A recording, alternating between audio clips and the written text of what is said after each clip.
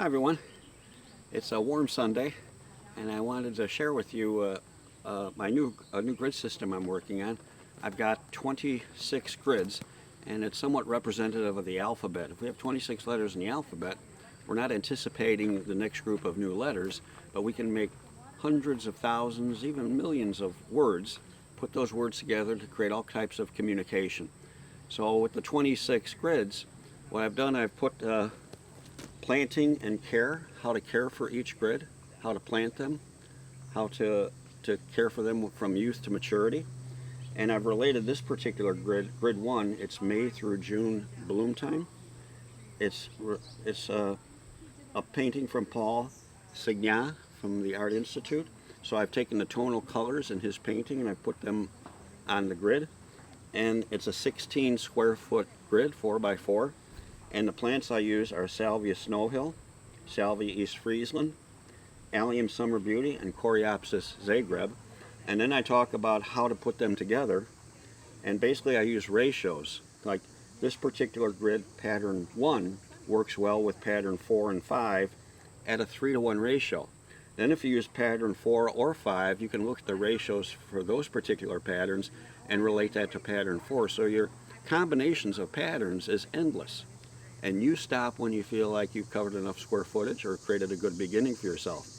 And the idea is after 3 to 4 years, when you introduce yourself to this particular set of patterns, and the patterns get to know you as conscientious parents and a gardener, then you can enhance it and add to it joyfully any way you'd like. Because now you've lived with this pattern for a 2 to 3 to 4 year period, and the plants have matured. And you understand their needs, and they understand the capability of care you're going to give them. And I've also listed what I found, some pollinators and beneficial insects, and you can keep adding to that list based on observation and having fun noting who shows up and when the insect birds or pollinators show up. So it's kind of, let's see how a person can get started and then continue at your own pace.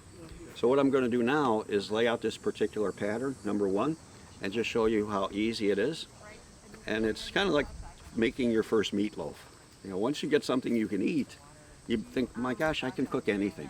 So it's giving all of us and yourself that bit of confidence to move forward. So let's take a look at how to lay this out.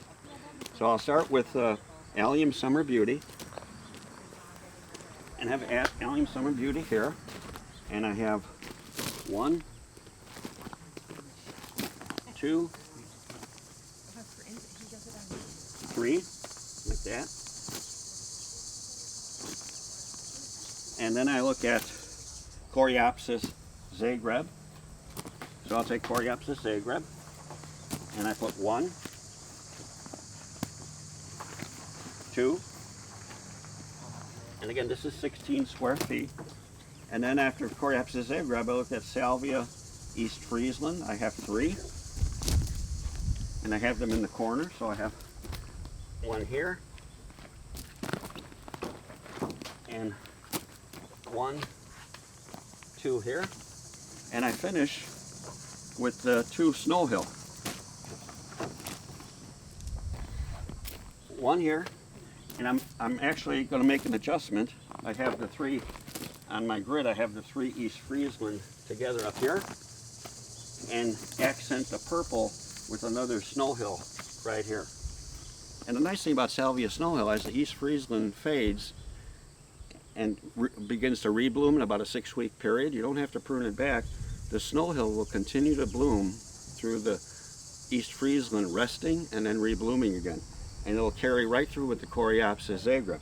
And here you have a simple beginning. You have your first meatloaf.